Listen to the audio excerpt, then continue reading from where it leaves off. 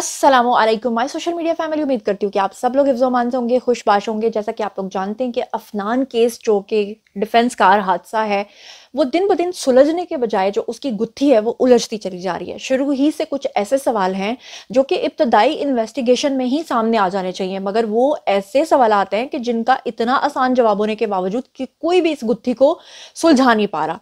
अब जनाब आली, अब तक की जो सिचुएशन है और जो कुछ हो रहा है और जो मैंने अपने ज़राए के अकॉर्डिंगली कंफर्म कराया है, वो मैं आपके सामने रख देती हूँ। जैसा कि आप लोग जानते हैं कि अगर पिछले वाला वीडियो आपने मेरा नहीं देखा है तो ये वीडियो आप मेरा देख लीजिए, जिसमें मैंने बताया है कि सबसे पहले जब ये कार हादसा पेश आता है तो उसके बाद ये जो लड़का है ये अपने आप को बच्चा जाहिर करता है। इसके घर वाले इसको नाबालिग जो है वो जाहिर करते हैं। अभी तक इस बात का तयन नहीं हो सका, हालांकि अब तक दो जो पुलिस अफसरान है वो मुअत्तल हो चुके हैं। इस पूरे केस के अंदर जो है हाई ऑफिशियल्स इन्वॉल्व हो चुके हैं। इस पूरे मसले को पाकिस्तान से बाहर तक लोग देख रहे हैं। इस पूरे केस को हर तरह से ऑब्जर्व किया जा रहा है। इस केस के अंदर जो हमारे वजीर आला पंजाब है निगरान, वो भी शामिल हो चुके हैं, लेकिन उसके बावजूद अभी तक ये बात सामने नहीं आ पा रही कि लड़के की असल में उम्र क्या है।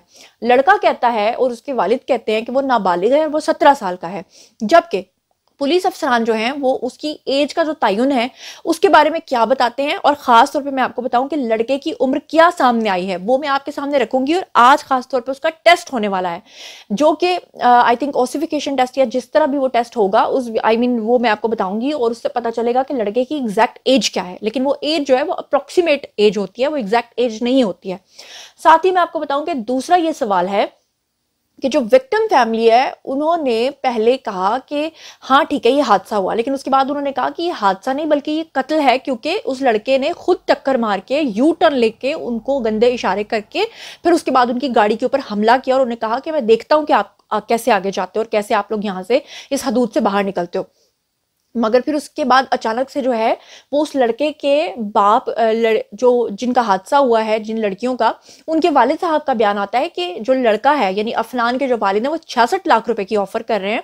और यहाँ से फिर से शकूक व शुबहात आते हैं कि 66 लाख रुपए की ऑफर का क्या मतलब है। एक तो ऑफर करने वाला गलत है, या दूसरा जो इसकी कीमत लगवा रहा है क्या वो गलत है। बहुत सारे सवाल जो हैं वो अभी तक जन्म ले चुके हैं और इस चक्कर में दो पुलिस अफसरान जो हैं वो अब तक मुअत्तल हुए हैं। अब जो लेटेस्ट रिपोर्ट आई है उसके अकॉर्डिंगली आपको पिछले वाली वीडियो में मैं बता चुकी हूँ कि ये जो अफनान है इसके जो साथ में 4 दोस्त थे, यानी ये टोटल 4 दोस्त थे, जिसमें से एक का नाम अली है, एक का नाम इब्राहिम है, एक का नाम और मुझे मेरे ज़हन से निकल गया है, और साथ में ये अफनान था। ये 4 दोस्त थे। पहले इस लड़के ने ये झूठ बोला था कि इसका ड्राइवर गाड़ी चला रहा था और ये बैठा हुआ था, जबकि इसका जो दोस्त पकड़ा गया है उसने बताया कि हम 4 दोस्त थे और गाड़ी ये अफनान चला रहा था। ठीक है।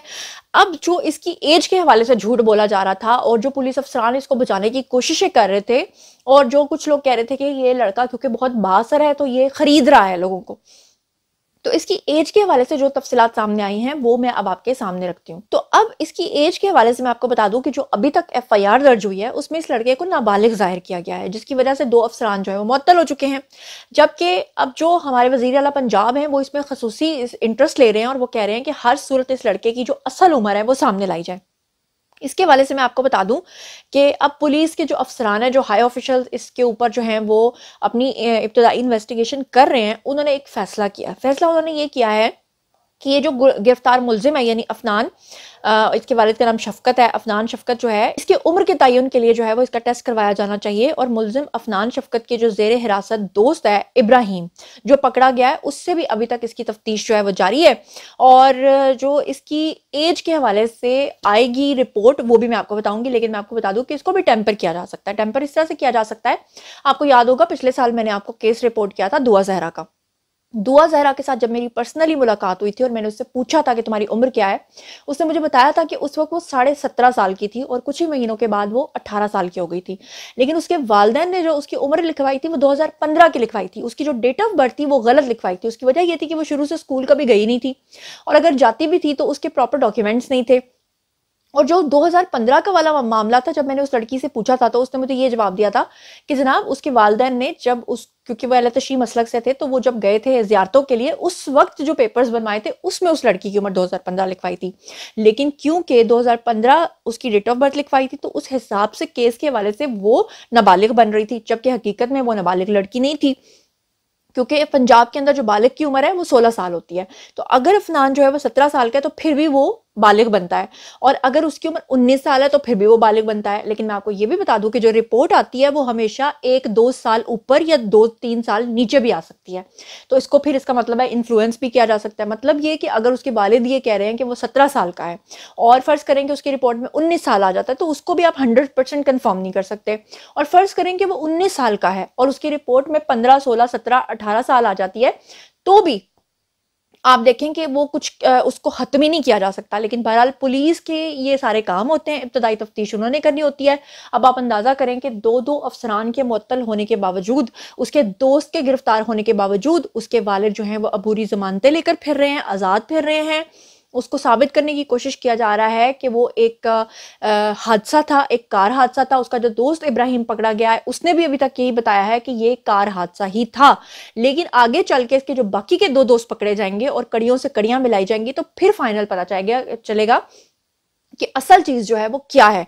और जनाब, अब तक की रिपोर्ट के अकॉर्डिंगली पुलिस जो है वो एक छोटे से केस को सॉल्व करते हुए नजर नहीं आ रही। मतलब एक इतना बड़ा अचंबा बन गया ये केस, इतनी मुश्किल बन गई है, और लोगों का गमो गुस्सा जो है वो 7वें आसमान पे है।